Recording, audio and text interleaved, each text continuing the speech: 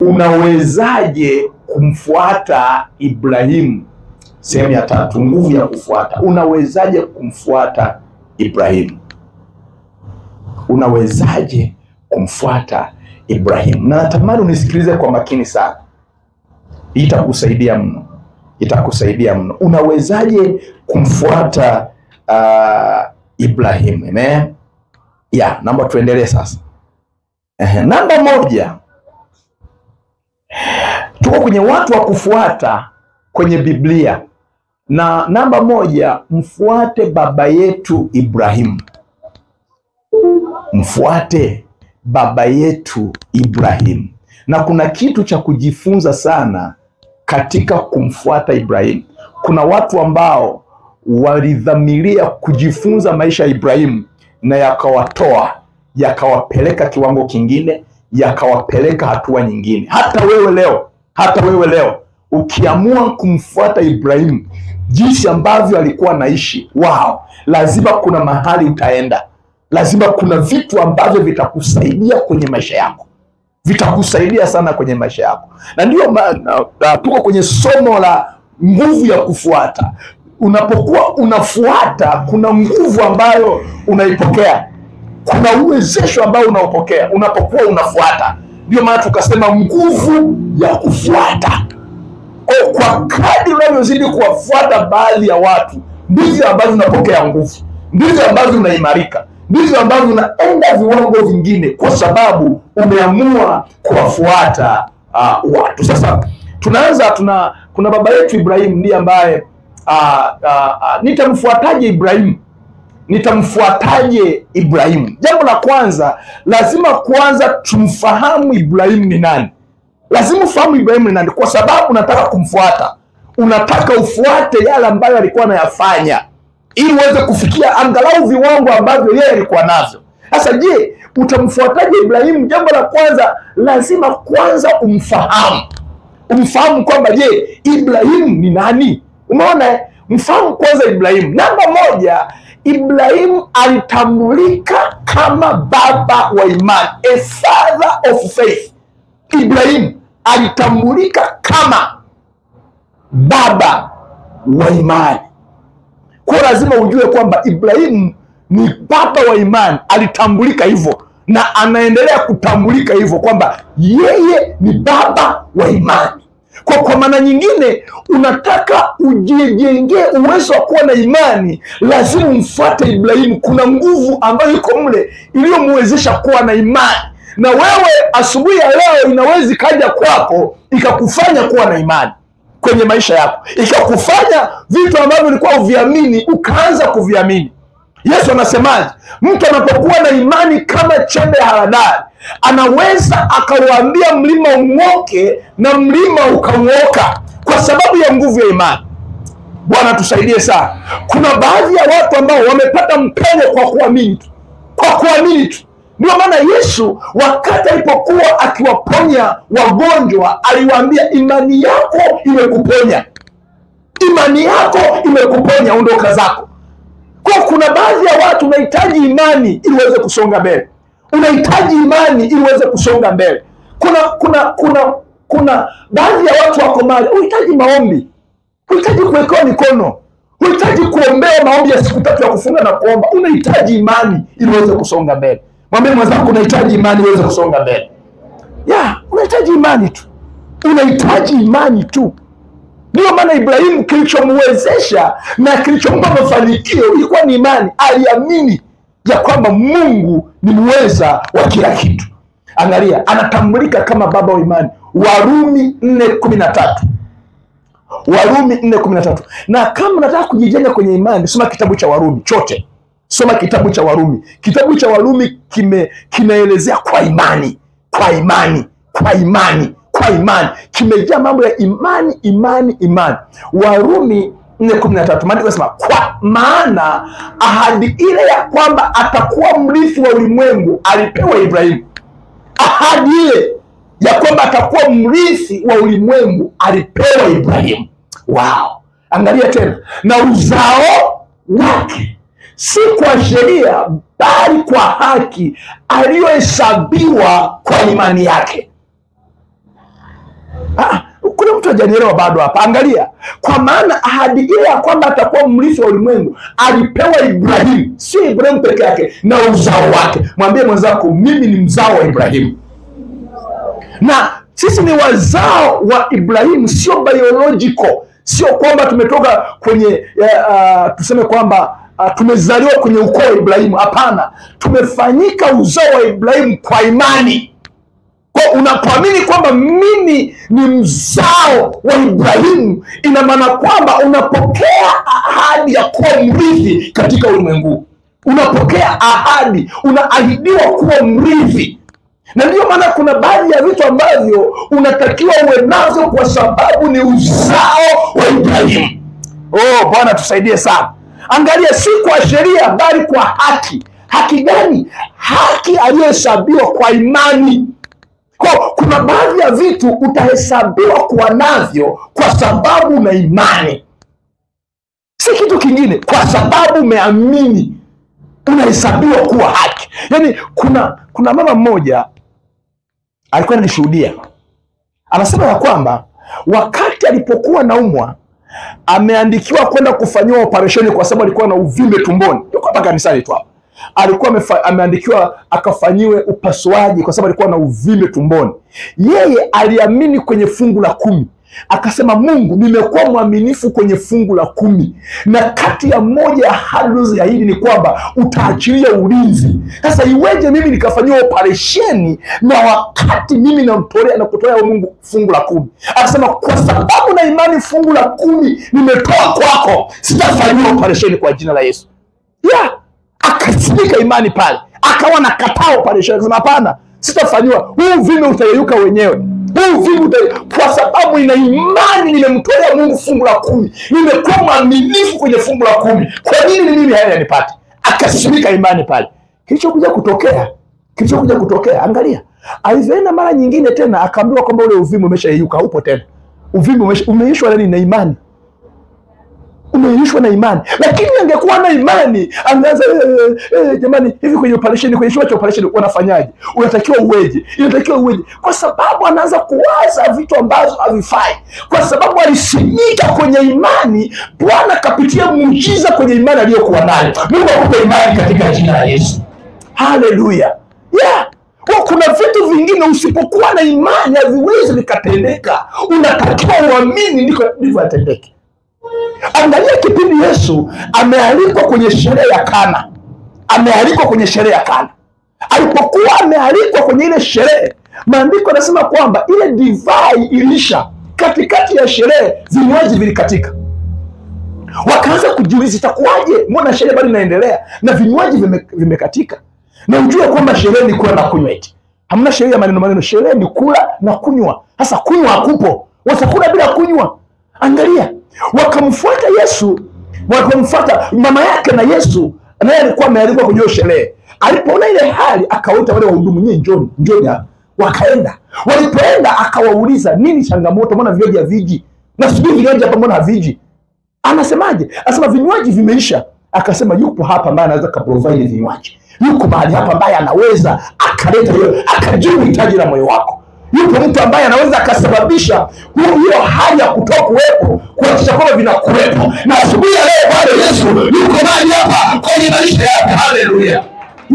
Haijalishi kwamba uko kwenye ukame kiasi gani, haijalishi kwamba uko kwenye maumivu kiasi gani, haijalishi kwamba una hali mbaya kiasi gani, lakini Bwana wa majeshi kazi yake ni kusawazisha maisha yaliyopinda na kuondoka kwa neema yake.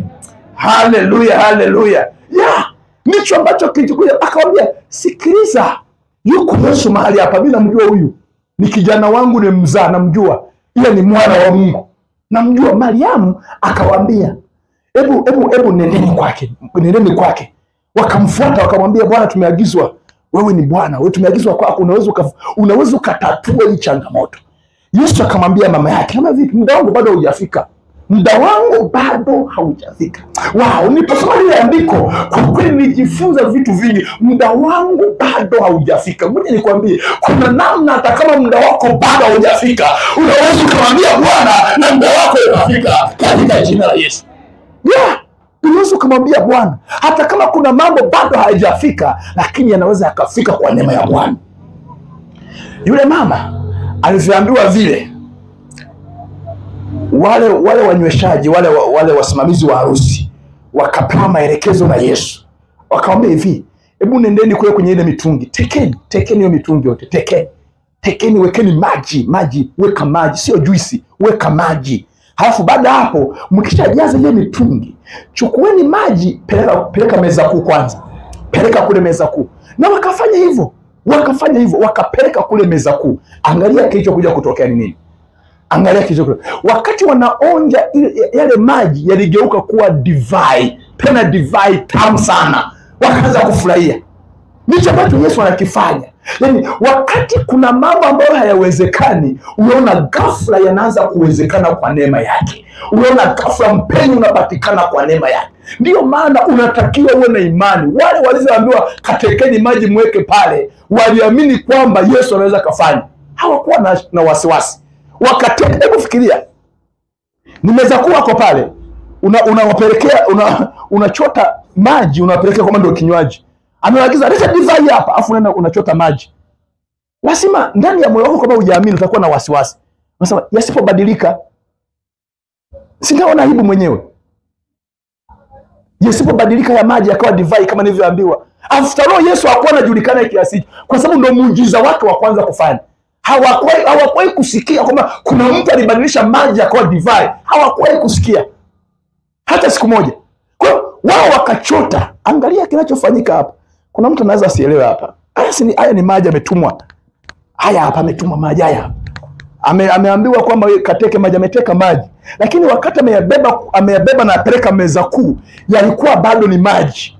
Ina imani kwamba wale watu walipokuwa wakipiga hatua wanaangalia, mbona hayabadiliki sasa? Mbona hayabadiliki? Wanaangalia tu. Mbona hayabadiliki? Ni sawa sawa na muamini Bwana kwamba Mungu atakubadilisha maisha. Ukiangalia mbona kama sibadiliki? Mbona maisha yabadiliki? Mbona kama ni yale? Mbona ni kama ni yale? Lakini kumbe kidogo kuna namna Mungu anakutengeneza. Kuna namna Mungu anakuandalia njia. Unajikuta ghafla mambo yanaanza kubadilika kwa kasi ya juu sana. Unabaki unashangaa. Imekuaje? Ni kwa sababu Mungu alibadilisha kidogo. Ndio maana unatakiwa uamini mchakato.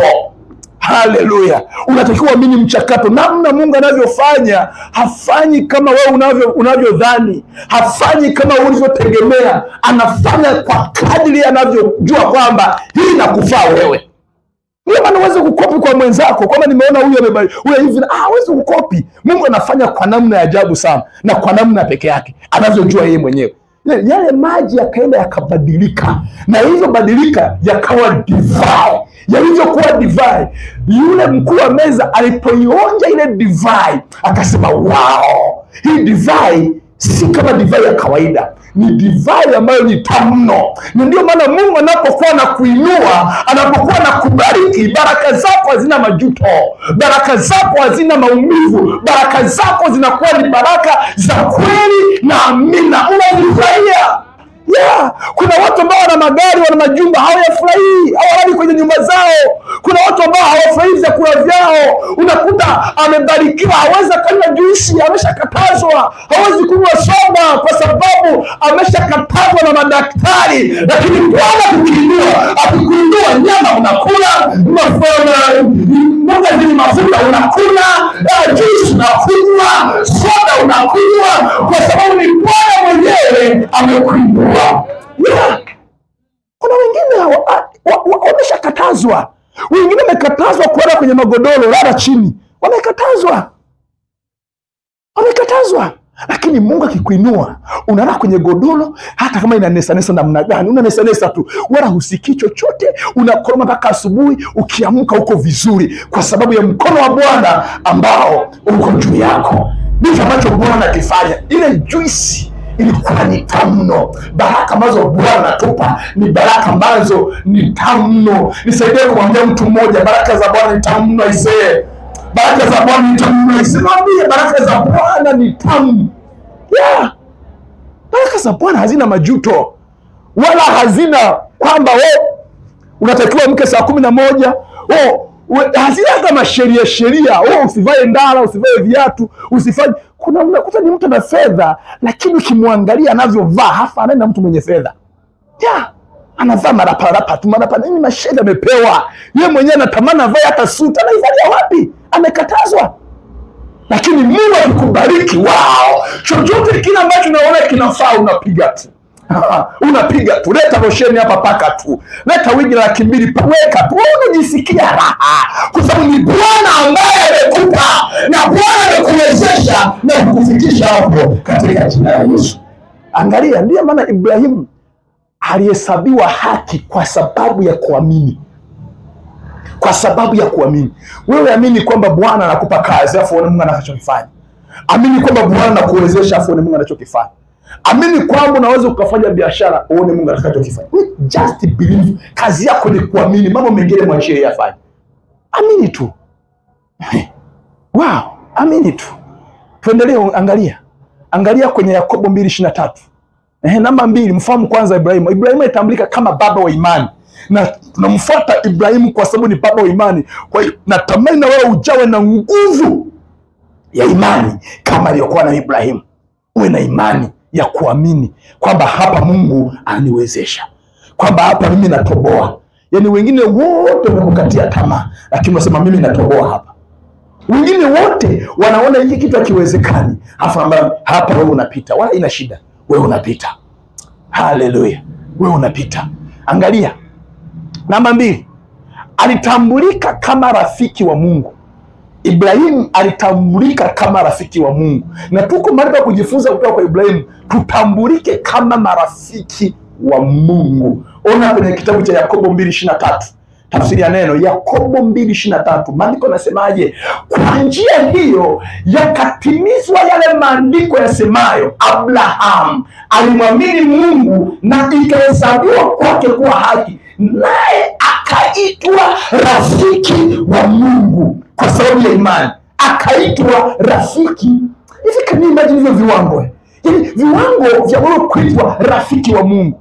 Achana, sio kama rafiki wa fulani, sio rafiki wa mama fulani, rafiki wa baba fulani, rafiki wa alitambulika kuwa rafiki wa Mungu. Zamani kidogo kulingana na umri wangu. Sasa sema zamani kidogo, akina Mama Juma wasemeje? Zamani kidogo kulingana na umri wangu. Bwana tusaidie sana. Zamani kidogo kulingana na umri wangu. Nilikuwa kuona darasani, hasa wasichana.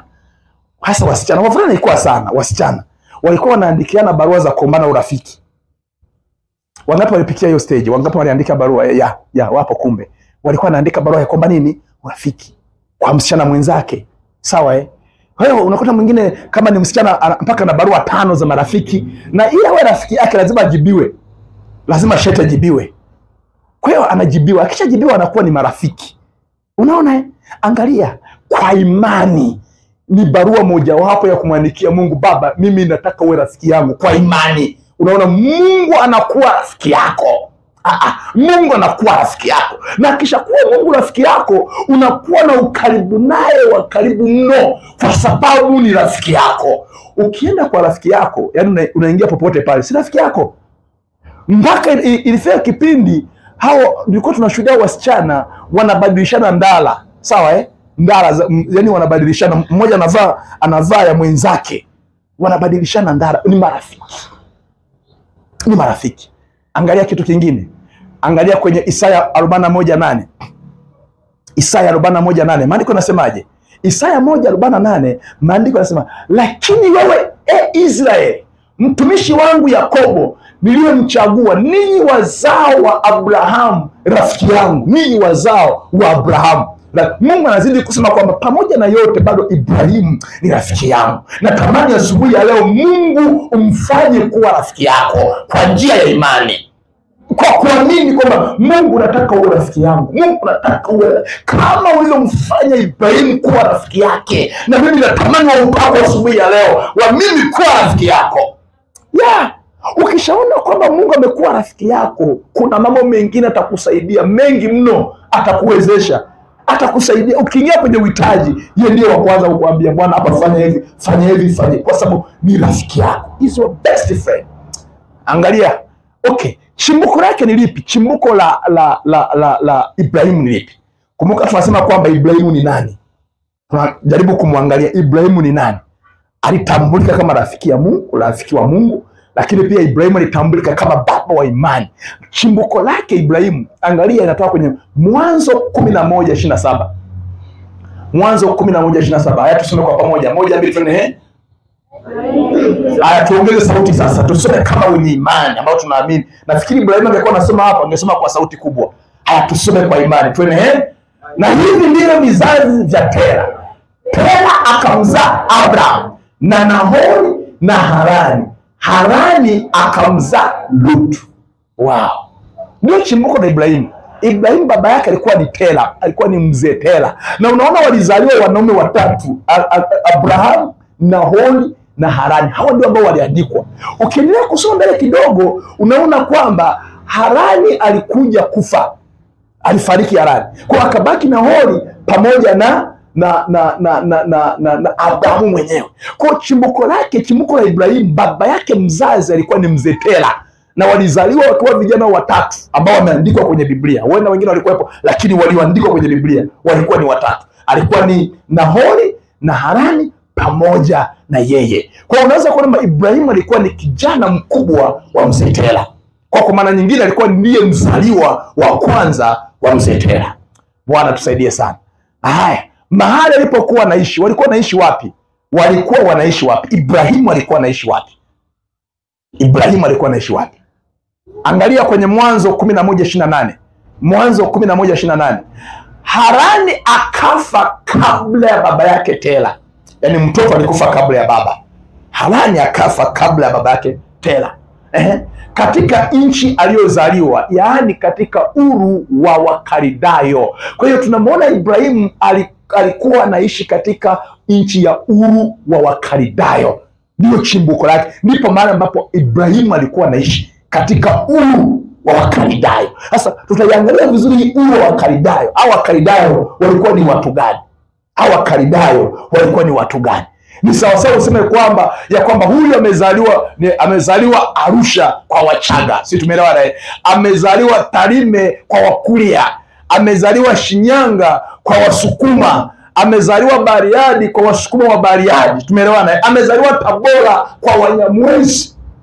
Kwa hiyo angalia, alizaliwa Uru wa Wakalidayo. Sasa tunaona hii jamii ya Wakalidayo ilikuwa na yenyewe na changamoto yake. Ni sawasawa na mimi na wewe leo tumetokana na makabila. Kuna sehemu tumetoka kule, kuna chimbuko lako wewe. Ndio maana ukiliangalia chimbuko lako lina matokeo makubwa kwenye maisha yako. Na ndio maana kuna siku niliwahi kufundisha tathmini hali ya maisha yenu ya kifamilia. Tulianza kuangalia, na ndio maana wengine walikuja wakagundua kwamba kumbe kuna namna nimekwama kwa sababu ya familia. Sawa Kuna namna nimekwama kwa sababu ya familia. Kuna maisha nimeyaishi kwa sababu ya familia. Yana impact kubwa kwenye maisha yetu. Sasa naomba nisogee mbele kidogo tena. Angalia. Sasa wazazi wake walikuwa ni watu gani? Hii tunaipata kwenye Yoshua 24:2. Wazazi wake walikuwa wanafanya nini? Na hii naomba ikusaidie. Chunguza wazazi wako walikuwa wanaishi maisha gani? Wazazi wako? Au wazazi wako wanaishi maisha gani? Kwa sababu ya hayo maisha ambayo wazazi wako wanayaishi yana matokeo chanya au hasi kwenye maisha yako. Nakwambia kabisa, yani aina ya wazazi wako, maisha wanaoyaishi yana mchango chanya au hasi kwenye maisha yako. Angalia kwenye kile kitabu cha Yoshua 24:2. Yoshua 24:2 anasema hivi, Yoshua akawaambia watu wote, Bwana Mungu wa Israeli asema hivi, baba zenu hapo zamani walikaa ng'ambo ya mto, maana Tera baba yake Abraham na Nahori walitumikia miungu ya kigeni. Wow, walitumikia miungu ya kigeni. Tera baba yake na Abraham walitumikia miungu ya kigeni. Inatufundisha nini hapa? Inatupa picha gani hapa? Ya kwamba kumbe mzee Tera alikuwa ni mzee ambaye alikuwa naabudu miungu. alikuwa anafanya matambiko, na hiyo miungu aliyokuwa anaiabudu ni miungu ya Wakaridayo. Ukisoma Wakaridayo ni watu ambao walikuwa ni jamii ya watu walikuwa wakiabudu miungu sana. Walikuwa na miungu yao midogo, walikuwa na tujumba, wanaabudu miungu. Sasa mzee Tera alitoka kwenye familia ya namna hiyo ya kuabudu miungu, na ndio maana nikasema kwamba angalia familia yenu walikuwa wanaabudu nini? Walikuwa wanaabudu nini? Kama walikuwa wanaabudu miungu, uwe na hakika kwamba wanaweza kuwa walikuingiza kwenye hiyo miungu kwa njia ya sadaka au kwa njia ya kunenewa. Okay, naomba nitokee kwa namna hii. Sisi ambao tuna watoto, tukiwa tuko kwenye maombi, huwa tunapata neema ya kuombea watoto wetu. Mungu, naomba wakumbuke watoto wetu. Naomba huko waliko kazini, Mungu wasaidie, Mungu watunze, Mungu walinde, Mungu wainue kwa namna yote ile. Kuna namna fulani watoto unawaombea. Kwa maana nyingine unawaunganisha kwenye falme ya kimungu. Unawatoa kule, unawaconnect kwenye falme za kimungu. Na ndio maana wakati mwingine wanapata neema, si kwa sababu wanafanya mazuri, si kwa sababu wameokoka, kwa sababu wewe mzazi wako umeokoka, wanapata favor. Kuna mabaya wanayafanya, kuna maovu wanayafanya, lakini kwa sababu wewe mzazi wake unawaombea, Mungu anawapa ulinzi kwa sababu yako wewe. Si unaelewa kitu ya Mungu anawapa ulinzi kwa sababu yako. Mungu anawawezesha, Mungu anawasaidia kwa sababu yako wewe. Ndicho ambacho Mungu anakifanya. Sasa angalia kinachokuja kutokea hapa. Wale ambao wanaabudu miungu, wanawapenda watoto wao. Wanachokifanya wanasema kwamba jamani, Michael yuko kule Mwanza, hebu naomba mlinde, nimetoa sadaka ya kuku. Unaelewa pendwa? Michael yuko Mwanza, mlinde. Kuna ile miungu, akienda kwenye miungu anakutaja na wewe. Akienda kwenye miungu anaachilia ulinzi kwako. Ile miungu ikakulinde huko uliko. Kwa maana nyingine ile miungu inapata uhalali wa kukufuatilia kwa sababu umeunganishwa na wao. Katika jina la Yesu, Mungu akutoe kwenye miungu kwa jina la Yesu. Mungu akuondoe katika miungu ya kifamilia. Mungu akuondoe katika miungu ya kigeni. Ndio maana wanapokuwa wanafanya ibada, na majina yako pale yanatajwa. Fulani bin fulani yuko Kisesa Mwanza, na yeye mulinde Mungu fulani. Wanashangilia, wanainama, wanasujudu, wanaabudu, wananyanyuka. Na wanatoa na sadaka. Bwana tusaidie sana. Unakumbuka habari zile za Ayubu. Ayubu alikuwa na tabia ya kutoa sadaka kwa watoto wake. Alikuwa na tabia ya kuwatolea sadaka watoto wake, kwamba Mungu aendelee kuwatunza, Mungu aendelee kuwalinda, Mungu aendelee kuwawezesha. Bwana tusaidie sana. Kwa Abrahamu, baba yake alikuwa ni mwabudu miungu, na ndiyo maana unaona kwamba mpaka Ibrahimu akatambulika kuwa ni baba wa imani. Aliweza kuvuka kiunzi cha kuabudu miungu. Aliacha kuabudu miungu, yeye peke yake akamwabudu Bwana kwa imani. Siku moja nilikuwa nasikia ushuhuda mmoja, mtu mmoja, na alikuja kufanya mapinduzi makubwa katika wokovu. Zamani sana. Sasa yule mtu, watu wasikilize, niache tunafundisha siku nyingine, si ndio? Amen. Bwana asifiwe. Yaani kuna watu wananiangalia kama kapicha fulani hivi kanatembea.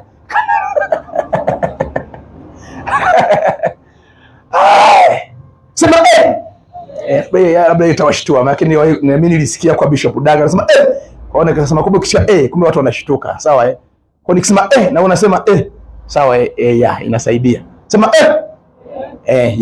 tunashtua na hivyo. Sasa yule ndugu alikuwa anaponda jiwe. Alikuwa anaponda jiwe pa. Lakini baadaye akafikiria, akasema hivi nguvu ya kuponda jiwe naitoa wapi? Alichokuja ukifanya, akasema ngoja nijaribu kuponda jiwe kwa kutumia kakidole kamoja akashindwa. Akaja kapili akashindwa, akaja katatu akashindwa, akaja kanne akashindwa. Alipotumia kidole gumba vyote kwa pamoja, akajua kwamba kumbe kuna muunganiko wa nguvu ya vidole ili viweze kufanya kazi. Baadaye hapo akaanza kuhubiri. Akasema yaani injili yake ilikuwa hiyo. Alikuwa anaenda nafika kwa huyu mama, habari za sasa hivi, hata hamna cha Bwana sifiwe. Hebu jaribisha anatembea na nyundo yake, anampa. Hebu piga kwa kutumia kidole kimoja. Hamna. Cha pili hamna. Cha tatu, cha tano. Hiyo nguvu ambayo unaitumia hapo umeitoa wapi? Bwana tusaidie sana.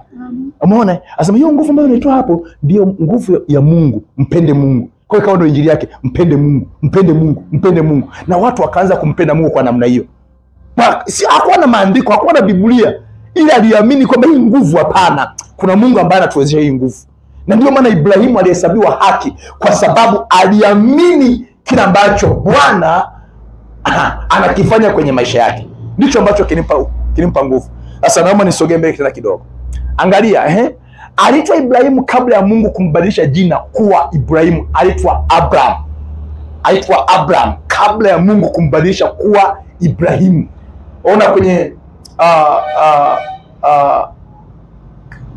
hiyo tumeshaisoma ya. Kwa hiyo alibadilishwa jina. Alikuwa anaitwa Abraham, baadaye akaitwa Ibrahimu kwa sababu ni baba wa imani. Baba wa imani. Akabadilishwa jina. Lakini pia angalia namba 7. Alikuwa na mke wake Sara ambaye alikuwa ni tasa. Alikuwa na mke wake Sara, lakini changamoto ya Sara alikuwa ni tasa.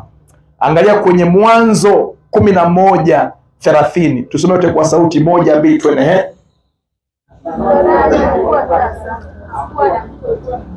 Turudie tena 1, 2, twende. Na Sarai alikuwa tasa, hakuwa na mtoto. Umeona? Hichi ndicho ambacho background ya Ibrahimu ilivyokuwa. Kwa hiyo alikuwa anaabudu miungu. Baba yake alikuwa anaabudu miungu. Amezaliwa kwenye familia inayoabudu miungu. Lakini pia alikuwa na changamoto, mke wake hakuwa anazaa. Alikuwa ni tasa. Kwa hiyo hakuwa na watoto. Lakini pamoja na yote bado aliendelea kumwamini Bwana. Amen. Aliendelea kumwamini Bwana. Aliendelea kumwamini Bwana. Angalia kipengele kinachofuata. Angalia kipengele kinachofuata. Namba 8. Alikuwa ni tajiri. Yeye alikuwa ni tajiri. Maandiko yanasemaje? Kwenye Mwanzo 13:1-2. Mwanzo 13:1-2. Abraham akapanda kutoka Misri, yeye na mkewe na kila alichokuwa nacho, na Lutu pamoja naye, mpaka kusini. Naye Abraham alikuwa ni tajiri sana. Naye Abraham alikuwa ni tajiri sana kwa mifugo, kwa fedha na kwa dhahabu. Kwa hiyo alikuwa yuko vizuri kiuchumi. Alikuwa yuko vizuri kiuchumi. Tunasema kwamba ni nguvu ya kufuata, nguvu ya kumfuata Ibrahimu. Angalia, kwa nini tumfuate Ibrahimu? Kwa nini tumfuate Ibrahimu? Mwanzoni kweli nimekufundisha, sasa umemuelewa Ibrahimu ni nani kwa ufupi kabisa. Umepata chimbuko la Ibrahimu ni nani. Sasa kwa nini tumfuate Ibrahimu? Kwa nini Ibrahimu tuweze kumfuata? Sababu ya kwanza ya kumfuata Ibrahimu ni kwa sababu ya utii wake kwa Mungu. Kwa sababu alimtii Mungu. Ndiyo sababu mama ya kumfuata Ibrahimu, kwamba alikuwa anamtii Mungu. Na tunatamani sisi kama kanisa tuweze kumtii Mungu kama Ibrahimu alivyokuwa akitii Mungu. Ndiyo nguvu ya kufuata, kwamba tupokee nguvu ya kumtii Mungu, kwa sababu chimbuko la Ibrahimu kubarikiwa na kunyanyuka na kuinuka ni kwa sababu alikuwa na uwezo wa kumtii Mungu. Alikuwa na uwezo wa kumtii Mungu. Angalia maandiko nasemaje kwenye Mwanzo 12:1-5. Mwanzo 12:1-5. Maandiko nasema hivi: Bwana akamwambia Abraham, toka wewe katika nchi yako na jamaa zako na nyumba ya baba yako, uende mpaka nchi nitakayokuonyesha, nami nitakufanya wewe kuwa taifa kubwa na kukubariki na kulikuza jina lako, nawe uwe baraka wao. Angalia, hiki ndicho ambacho Ibrahimu alikifanya. Aliambiwa ya kwamba Bwana akamwambia, toka wewe katika nchi yako. Anamwambia toka katika nchi yako. Toka katika nchi yako. Toka katika nchi yako. Na Ibrahimu alivyoambiwa hilo neno alimsikiliza. Hebu niambie, sijui kwamba alimwambia live au alisikia sauti au alikuwa tu yuko kwenye maono anafikiria akaambiwa hivyo. Biblia haijatuweka wazi kwamba Mungu alitumia njia gani kumwambia, lakini maandiko yanasema Bwana akamwambia Ibrahim. Bwana akamwambia Ibrahim. Wow. Bwana akamwambia Ibrahim. Angalia, anamwambia atoke, toka wewe katika nchi yako na jamaa zako. Angalia, nami nitambariki wa kubarikiwa, naye akulanie. Okay, ngoja kwanza nifafanue hapo kidogo. Naomba niangalie kidogo hapa. Naomba niangalie kidogo. Ndani maiko njoo kidogo. Yeah. Angalia mfano hapa. Angalia, Bwana akamwambia Ibrahim. Tuchukulie huyu ni Ibrahim, sawa eh? Yeah, tuchukulie huyu ni Ibrahim. Sasa Bwana anakuja anamwambia Ibrahim. Ibrahim anaitika, naam. Sasa wewe unatakiwa utoke. Wewe unatakiwa utoke. Utoke kwenye nyumba ya baba yako, utoke kwa Wakalidayo. Na baada hapo hakumwambia kwamba anaenda wapi. Alimwambia toka uende. Si ndio hivyo eh? Ndivyo maandiko yanavyosema, toka. Lakini kumbuka kama pale juu tumesema kwamba alikuwa ni tajiri, sawa eh? Ibrahim alikuwa na nini? Alikuwa ni tajiri, alikuwa na mifugo, alikuwa na fedha na alikuwa na dhahabu. Alikuwa ni tajiri. Kwa maana nyingine lazima jiulize maswali mawili. Mifugo hii nitaipeleka wapi? Itachunga wapi? Si ndio hivyo eh? Mali yangu mimi nitaipeleka wapi? Kwa sababu Mungu ameniambia, angalia, Bwana kamwambia Ibrahim, toka wewe katika nchi yako na jamaa zako. Toka wewe, utoke uende. Naomba niangalie vizuri hapa, itakusaidia sana. Anasemaje? Na jamaa zako na baba yako na baba yako, uende mpaka nchi nitakayo kuonyesha. Sasa Ibrahim, tuchukue kama Ibrahim alikuwa na mke ambaye ni Sara. Sasa anaenda kwa Sara, anamwambia mke wangu, huyu haweza kaelewa sana. Huyu haweza kaelewa sana. Ila ambaye yuko kwenye ndoa anaweza kaelewa sana. Kwamba mke wangu, nimeambiwa na Mungu tutoke hapa Mwanza twende. Sawa eh? Tutoke hapa Mwanza twende. Tutoke hapa Mwanza twende. Nimeambiwa na Mungu. Nimeambiwa na Mungu. Angalia, lazima mkiweka twende wapi? Sio hivyo eh? Tutoke hapa twende wapi? Sema mimi mwenyewe Mungu hajaniambia twende wapi. Yeye alichoniambia, ameniambia tutoke twende, hajaniambia ni wapi. Kama Sara hakuwa mnyenyekevu kwa Ibrahim, hiyo safari ilikuwa ni ngumu sana. Wamama, Bwana sifiwe. Kama Sara hakuwa mnyenyekevu kwa Ibrahim, hiyo safari au hiyo ndoa wewe ningevurukia hapo. Anasema niache tu hapa. Niache. Unaenda usiko kujua, utatuua wewe. Yaani umekosa nini? Umekosa nini? Kwa sababu Ibrahimu alikuwa ni tajiri sana. Alikuwa na mali. Lakini Bwana anamuita, anamwambia toka, uende. Toka, nenda. Lazima kile kikao na mke wake kilikuwa ni kikao kigumu mno. Hakikuwa kikao chepesi. Maswali yalikuwa ni mengi mno. Ibrahimu anaulizwa, wewe twende, umemsikia Mungu au ni hisia zako? Yeah. Umemsikia Mungu vizuri kabisa. Umemsikia Mungu vizuri kwamba tutoke twende wapi? Kusikojulikana.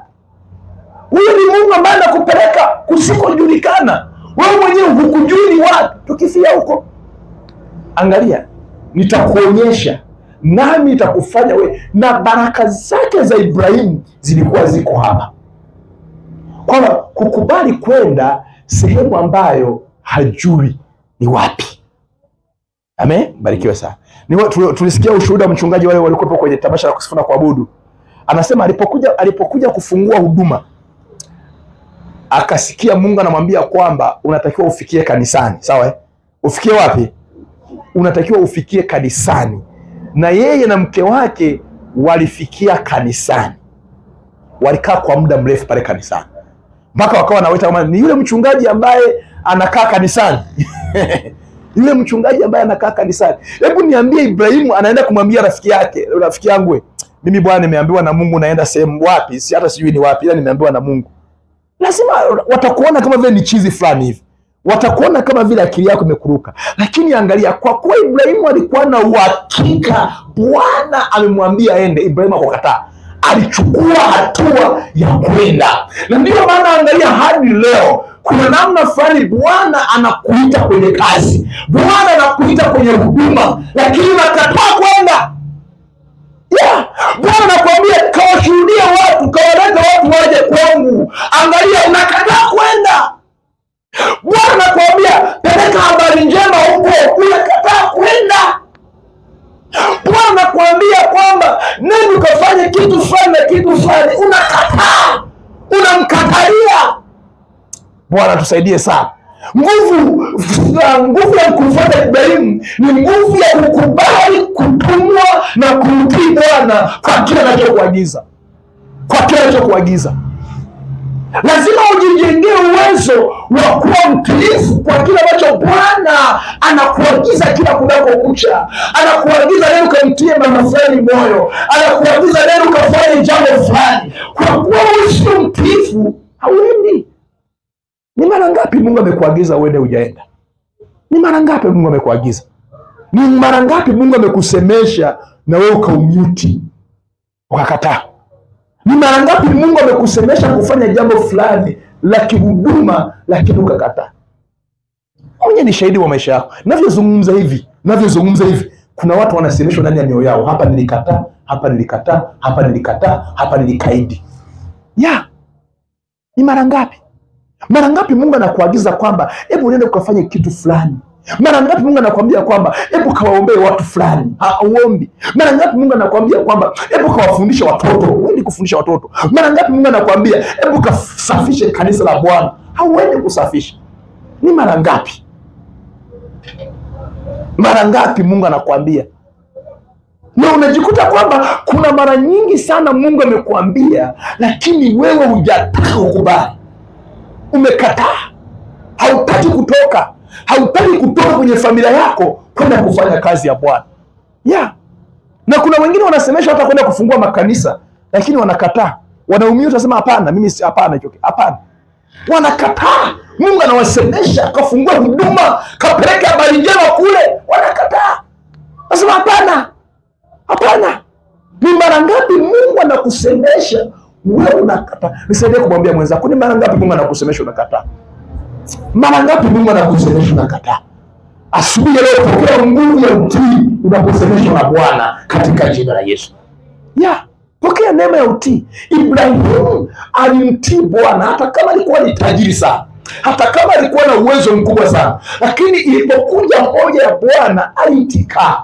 Niteni nami nitaitika. Ibrahimu alivyoitwa toka uende, Ibrahimu alikuwa na mjadala. Alisema naam Bwana, niko mahali hapa, ninaenda huko niambie. Sijui ni wapi, nitalala wapi, kwenda hakuna nyumba. Ukiendelea kusoma andiko unaona Ibrahimu alianza kwanza kwenye matenti, alikaa kwenye matenti. Aliacha nyumba nzuri, aliacha marafiki zake, aliacha watu wake wa karibu, akaenda kujitenda, akakaa kwenye matenti. Kwa sababu ya wito ambao Bwana alimuita. Na ndio maana kuna mazingira yanafika, lazima unaenda kwenye maombi, unang'atwa na Mungu, unalala sema ambayo sio, unaacha kitanda chako, unalala kwenye sakafu, unaomba kwa sababu unataka tu Mungu amekuita na wewe umeitika. Ni mara ngapi tunawaita kwenye mkesha? Anasema kwenye mkesha niache neti na kitanda, niende kwenye mkesha kuanzia saa 3 hadi saa 11. Ni mara ngapi unalala msibani tena nje? Ni mara ngapi? Lakini angalia kwenye mkesha, tena unamkeshea Bwana, unaitwa jamani, tunamkesha hapa siku ya Ijumaa, tunamkesha. Unaona ghafla huitiki wito, unaopuuza wito kabisa. Ni mara ngapi unaitwa? Ni mara ngapi unaitwa kwenye kongamano? Ni mara ngapi unaitwa kwenye ibada unashindwa kuitika? Niko asubuhi kukutia moyo, kila ambacho Bwana anakuita jifunze kuwa mtiifu. Jifunze kuwa mtiifu. Usichukulie vitu kawaida, usichukulie vitu simple, jifunze kuwa mtiifu. Ni mara ngapi unaitwa kwenye church group, kwenda kwenye ibada za nyumbani, uko nyumbani umetulia tu na hauendi? Ni mara ngapi? Mara nyingi tu upo nyumbani umetulia tu. hauna unachokifanya, lakini umekataa. Ibrahimu alikuwa ni tajiri sana, lakini aliitika wito wa kwenda. Mungu akupe neema ya kuitika katika jina la Yesu. Angalia kitu kingine, nami nitawabariki wakubarikio. Na hii nataka ujifunze sana. Nitawabariki wakubarikio, naye akulanie nitamlani, na katika wewe jamaa zote za dunia watabarikiwa. Basi Abrahamu akaenda kama Bwana alivyomwamuru. Sivyo alivyombembeleza. Kuna watu wengine wanabembeleza. Nisaidie kuambia mwenzako, hivi unabembelezwa Msaidie. Mwambie unabembelezwa kwenye kazi ya Mungu Nisaidie kuambia unabembelezwa kwenye kazi ya Mungu wewe. Unabembelezwa kwenye kazi ya Mungu. Mama fulani, njoo deki kanisani, njoo deki kanisani chafu. Unabembelezwa kwenye kazi ya Mungu. Wewe unabembelezwa kwenda kanisani kumfanyia Mungu ibada. Mwambie mwenzako unabembelezwa kuja kanisani. Kabisa. Unabembelezwa kwenda kanisani. Unabembelezwa kufanya huduma. Hii hapana hii. Nami nitawabariki wakubariki, naye akulanie nitamlani, na katika wewe jamaa zote za dunia watabarikiwa. Basi Abrahamu akaenda kama Bwana alivyomwamuru, kama Bwana alivyomwambia akaenda. Usiwe ni mshirika ambaye unabembelezwa, kuwa mshirika ambaye unatii kile unachoambiwa. Tunaelewana wapendwa? Usikubali kubembelezwa. Na unapoona kuna mtu anaweza kukubembeleza, mwambie hivi, kwenye mambo ya Mungu mimi sibembelezwaji. Mimi sio mtoto mdogo. Ukishaona una tabia kubembelezwa, ndio unajisikia ndani ya moyo wako, hapo taenda. Ujue wewe bado ni mtoto mdogo, unanyonya.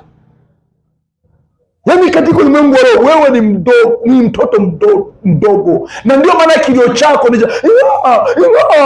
hacheleweki, kwa sababu ni mtoto mdogo. Ni mtoto mdogo, unajua unachokifanya. Ukishaona unabembelezwa kufanya kazi ya Mungu, kataa. Sema mimi nimeshakuwa, sibembelezwi. Mimi sio kubembelezwa. Najua ni nini nakifanya mbele za Bwana. Najua ni nini Mungu amefanya kwangu. Najua ni nini Mungu ametenda. Mimi sibembelezwi. Msaidieni kuambia wenzako, mimi sibembelezeki kwa mambo ya Mungu. Usikubali kubembelezwa. Unabembelezwa kwenda kwenye ibada. Unabembelezwa kwenda kushuhudia watu. Unabembelezwa kufanya huduma. Unabembelezwa kuja kufanya usafi. Sibembelezeki. Kwa kuandikiwa meseji 2-3 ninasema nitakuja. Wewe ni mtoto mdogo. Wangapi wanaelewa mchana wa leo? Haleluya. Angalia, Ibrahimu hakukubali kubembelezwa. Ibrahimu alikubali bila kubembelezwa. Baada ya kuambiwa na kusikia, alitenda moja kwa moja. Hauhitaji kubembelezwa bwana. Kwenye mambo ya Mungu hauhitaji kubembelezwa. Hauhitaji kubembelezwa. Angalia, kama Bwana Lutu akaenda pamoja naye Abrahamu alikuwa mtu wa miaka 75 alipotoka Harani. Hata miaka 20 hauna, unabembelezwa. Hata miaka 40 hauna, unabembelezwa. Mpaka upigiwe simu mara mbili. Mungu atusaidie sana. Lakini sema, nami nitawabariki wakubarikio. Unapokuwa umeitika, unapopokea nguvu ya kuitika kila ambacho Mungu anakuita, matokeo yake ni nini? Angalia, wanaokubariki wanabarikiwa, wanaokulani wanalaniwa. Unahitaji kutamka laana. Ushakusikia mtu anasema nakulani. Hiyo kuna mamlaka ya kulani wewe. Watakao kulani kwa sababu umemtii Bwana, wale wanaokuja kukulani wanalaniwa wao wenye automatic. Yani kwa maana nyingine, huyu si ni Ibrahimu kwa mfano. Nikimsema vibaya tayari kuna laana inakuja kwangu. Nikimfanyia mabaya, ule ubaya unakuja kwangu. Tunaelewa wapendwa? Ndicho ambacho Ibrahimu, na hiyo nguvu ya namna hiyo alipata baada ya kuwa nimekuwa ni mtiifu. Usije ukacheza na mtu ambaye anamtii Bwana. Usije ukajichanganya ukacheza na mtu ambaye ananyenyekea mbele za Bwana. Ukimsema baya, unaona inakuwa kwako. Ukitamka hilo baya kwake, linageuka linakuja kwako. Yaani linaenda linagonga pa. Likishamgonga pa. Linafanyaje? Linarudi kwako. Ndio maana Ibrahim anasema kama nitawabariki wa kubarikiwa na atakaye kulani nitamlani. Wow, ni kwa sababu Ibrahim alimtii Mungu. Ile nguvu ya kumtii Mungu inaamrisha watu wa kubariki wewe. Inaamrisha watu wa kubariki wewe. Na ndio maana unajikuta kwamba mtu anasema kwamba Mungu akubariki sana. Unaona kuna connection ya watu ambao wamejaa baraka wanakuja kwenye maisha yako. Kuna watu ambao wanabarikiwa kule, unaona wanazidi kuja kwako, kwa sababu wewe umemtii Bwana. Kumtii Bwana ni kukaribisha baraka. Na ni kukaribisha baraka kutoka kwa watu mbalimbali, wanakuja wanakubariki. Kutoka kumtii Bwana ni unakaribisha laana. Unajikuta wewe yaani ushakuwa mtu ana rafiki yake afu rafiki anamuibia. Huyu rafiki yangu afu anamuibia. Ushakuwa hicho kitu. Ni hasara kubwa sana. Yaani wewe una rafiki yako anakuja ndani mwako anakuibia. Lazima ujiulize mara mbili. Hauko vizuri na Mungu. Kuna maeneo usio mtiifu mbele za Bwana. Kwa sababu maandiko yanasema atambariki. Na akishambariki na wengine watakuja wambariki. Nitambariki wale wakubarikiwa. Bwana Yesu atusaidie sana. Angalia Abraham baada ya kufanya hayo yote akamchukua Sarai mkewe na Lutu mwana wa nduguye na vitu vyote walivyokuwa wamejipatia na hao watu waliowapata huko Harani, wakatoka ili kwenda nchi ya Kanaani, nao wakaingia katika nchi ya Kanaani. Waliwaaga ndugu na majamaa rafiki wote, wakasema naenda huko ambako Mungu ameniambia. Kumbe Mungu alikuwa anampeleka nchi ya wapi? Ya Kanaani. Bwana tusaidie sana. Lakini kufika nchi ya Kanaani kuna gharama ambayo Ibrahim aliitoa, gharama ya kumtii Bwana. Kinachoagizwa akakifanya. Unaitaka Kanaani yako, lazima ujifunze kumtii Bwana kile anachokuagiza. Kile anachokisema kwako, jifunze kumtii Bwana. Utaona Kanaani yako unazidi kwenda. Bwana tusaidie sana. Kwa ndani ya utii kuna baraka tele. Itakuwa, angalia kwenye Kumbukumbu la Torati 28:1-2. Itakuwa utakaposikia sauti ya Bwana. Ibrahimu alisikia sauti ya Bwana. Itakuwa utakapoisikia sauti ya Bwana Mungu wako kwa bidii kutunza kuyafanya maagizo yake yote ni kuagizayo leo, ndipo Bwana Mungu wako atakapokutukuza juu ya mataifa yote ya duniani. Na baraka hizi zote zitakuijilia na kukupata usikiapo sauti ya Mungu wako. Utakapoisikia sauti ya Bwana na kuitii. Kwa hiyo unapokuwa umetii sauti ya Bwana, unafungua baraka kuja kwako unapoitii sauti ya Bwana. Na sauti ya Bwana inatoka kwa nani? Sauti ya Bwana unaweza kuisikia wewe mwenyewe ndani ya moyo wako, unaweza kuisikia kutoka kwa marafiki zako, Mungu ambaye analeta kwako, kwa watumishi wa Mungu. Unaisikia sauti ya Bwana. Kwa Mungu atakapokuwa amekusemesha na wewe ukajifunza kuitii sauti ya Bwana, utaona baraka za Bwana zikianza kumiminika juu yako utakapoisikia sauti ya Bwana. Bwana tusaidie sana. Haleluya. Amen. Utakapoisikia sauti ya Bwana. Okay. Namba 2, hiyo ilikuwa namba 1. Tumalizia namba 2. Namba 1 tumesemaje? Utii. Ibrahim alimtii Mungu. Namba 2, aliwaamuru watoto wake na wote wa nyumba yake waishike njia ya Bwana.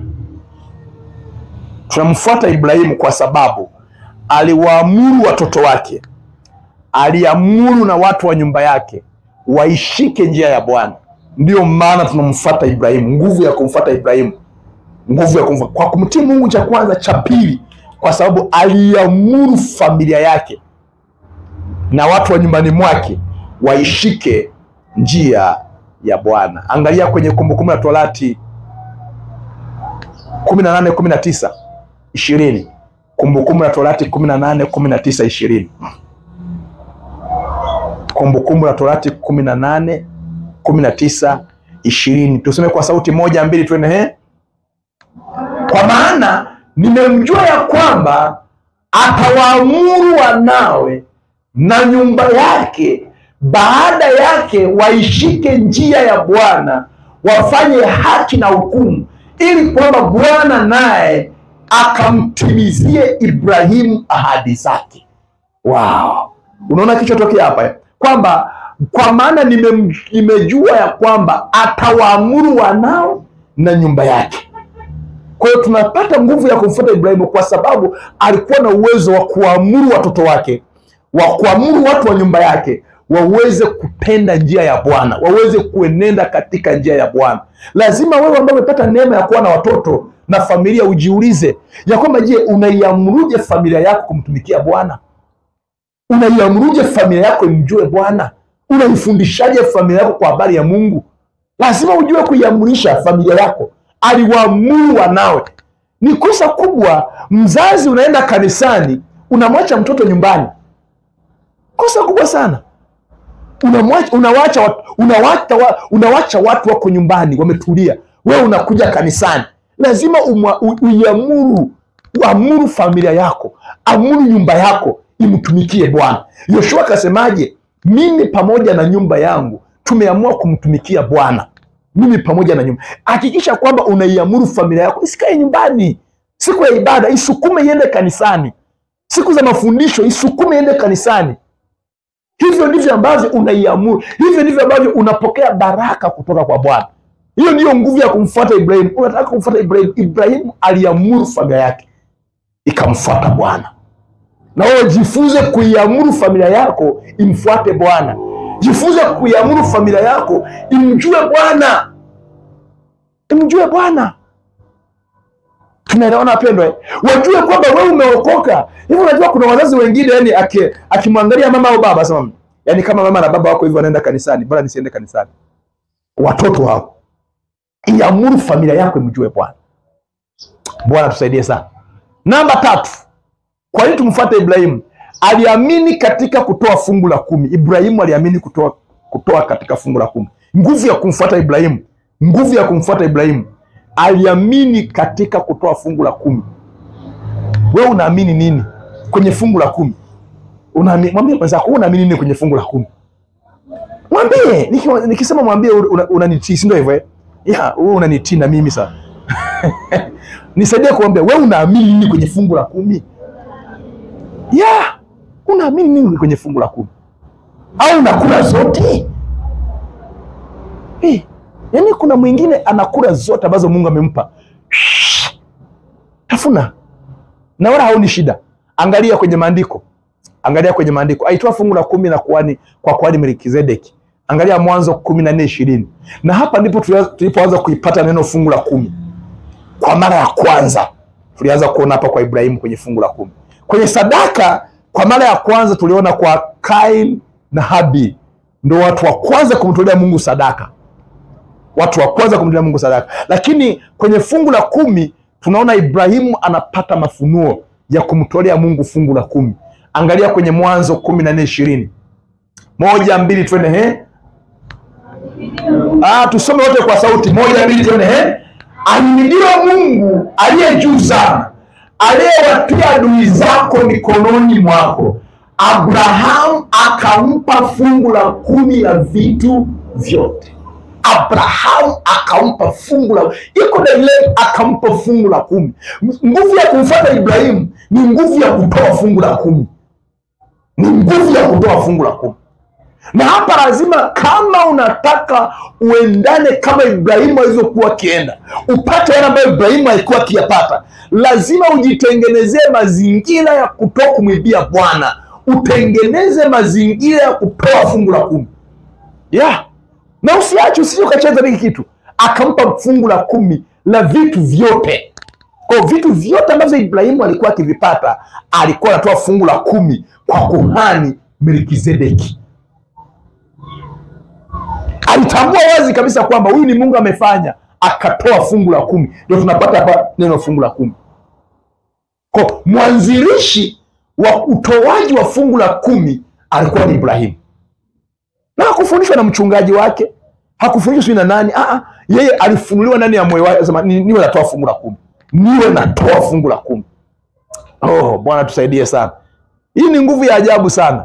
Ni nguvu ya ajabu. Na ndio maana ukisoma kwenye Nyakati wa kwanza 29:13-14.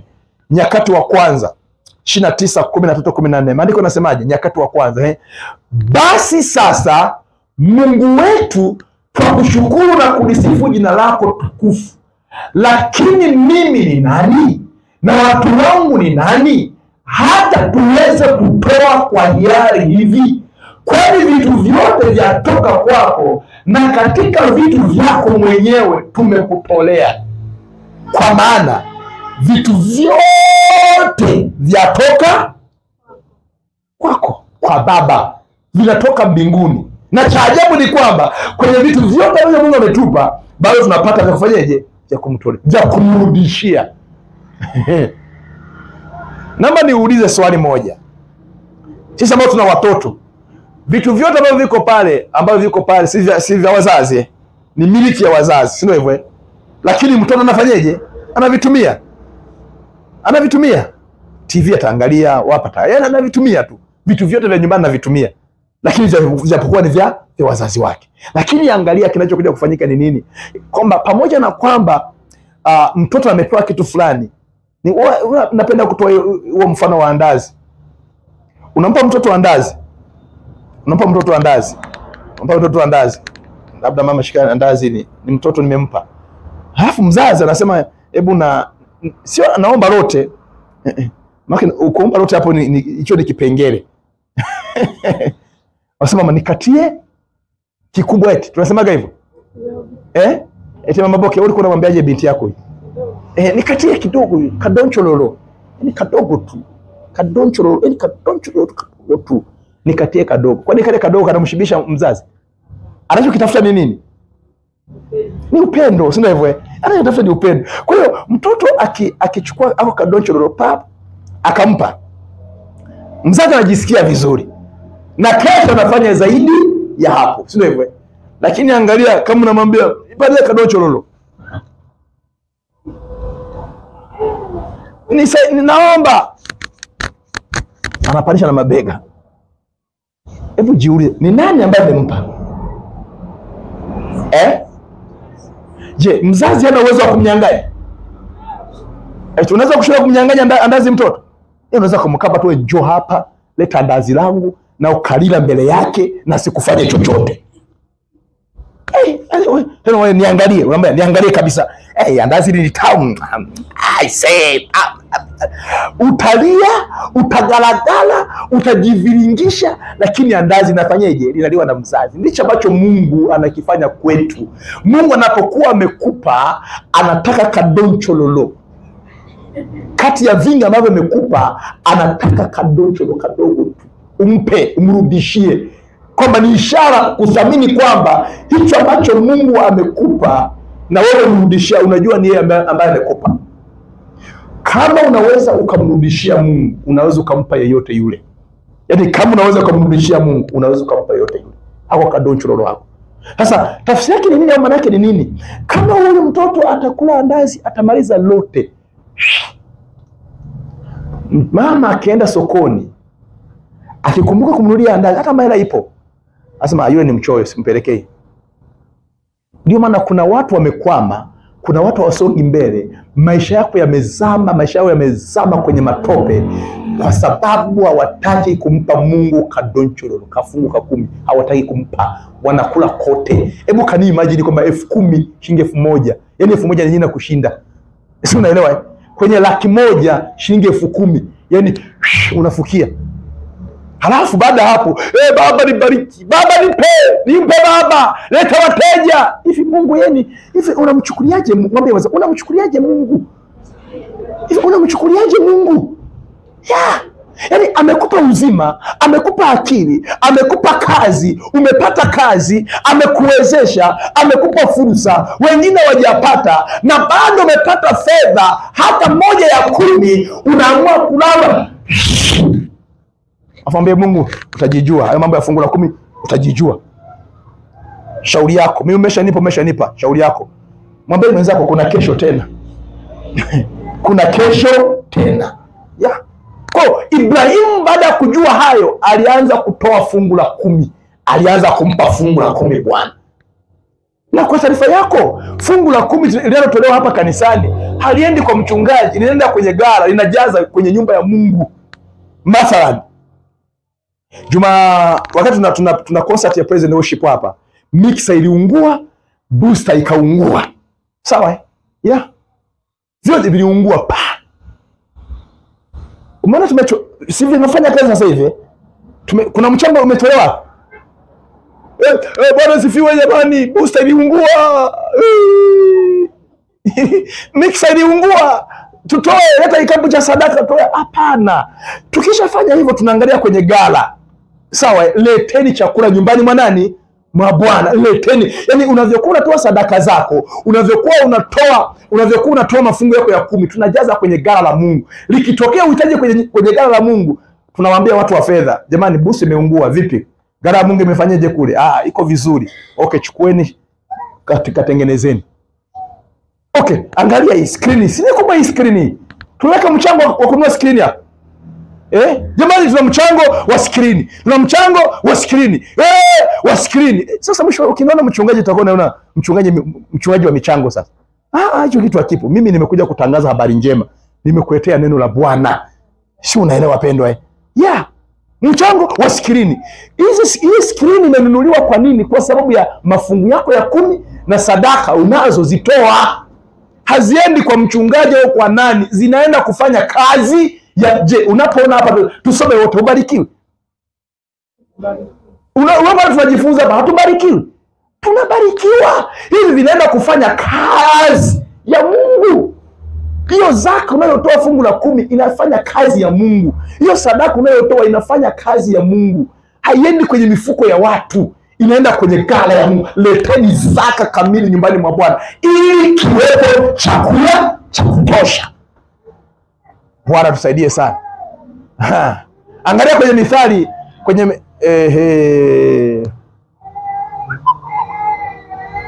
angalia kwenye Mithali, Mithali tuko mwisho nafikiri.